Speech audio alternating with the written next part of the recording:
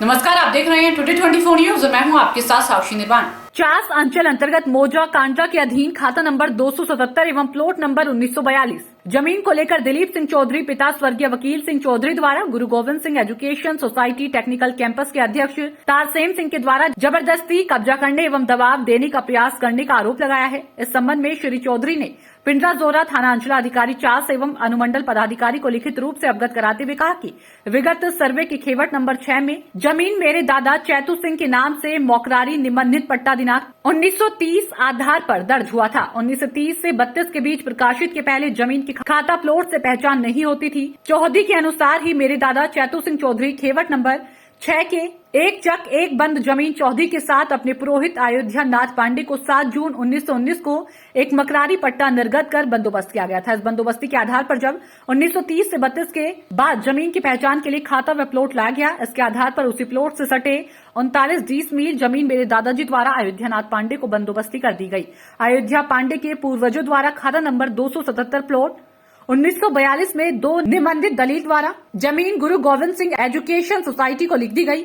उनका कहना है कि जिसके नाम मात्र 39 डिसमील जमीन है तो 2 एकड़ जमीन से ज्यादा जमीन कैसे बेच रहा है।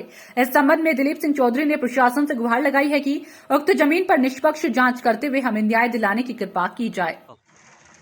की मैटर हल आखिर जगह मैटर लगे इटा जटा हमरा नौकरा दिल लेके पड़े के ठीक है।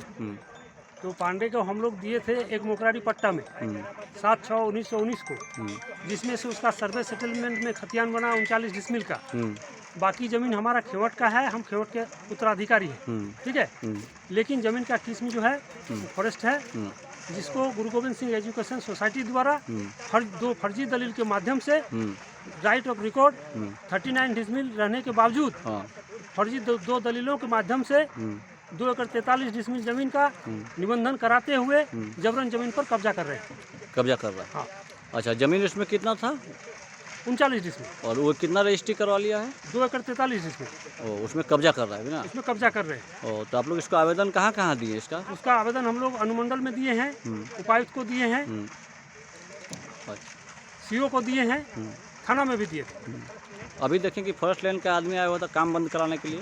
हाँ, ये लोग आए हैं, ये लोग बोल रहे हैं कि हम लोग नक्शा लाते हैं, नापी करेंगे, उसके बाद में निर्णय किया जाएगा, ऐसा बोल रहे हैं। जबकि वो काम कराने वाला इन लोगों को उल्टा पल्टा समझा देता है, परंतु खतियान में ये किस जंगल है। ये आपका बापोती जमीन था? हाँ। और भी जमीन है अगल बगल में आपका? हाँ। इस सूचना हमारे विभाग को दिया गया कि ये फॉरेस्ट में कुछ कॉलेज की तरफ से कुछ निर्माण कार्य करने का शुरू हो रहा है। उसकी जांच में हम लोग दोनों पार्टी जो ग्रामीण जो हैं, उस ग्रामीणों को कहना है कि ज़मीन हमारी है, कॉलेज वालों को कहना है कि ज़मीन हमारी है। इसी बीच में मामला आया कि ये ज़मीन ग्रामीण को कहना है कभी कि फॉरेस्ट की है, कभी कहते हैं हमारी है। ऐसी अवस्था में इसको जांच के लिए हम लोग आया गया है। इसका नापी किया जा रहा है। नापी करने के उपरांत ये फाइंडिंग आएगा ये फॉरेस्ट है या किसी रैयत का है। रैयत का अगर है तो आपस में उन लोगों का है। जैसा अभी ज्ञात हुआ यहाँ आने के बाद कि ग्रामीण द्वारा उस कॉलेज के जो भी संस्थापक उसके विरुद्ध केस भी किया गया कोर्ट में। और आगे क्या मामला है वो लोग मंडे को दोनों लोग पेपर डिपार्टमेंट के यहाँ सौंपेंगे कि ज़मीन का मामला कैसे है। ग्रामीण का सर कहना है कि पूर्वज से ज़मीन चलता आ रहा है लोगों को।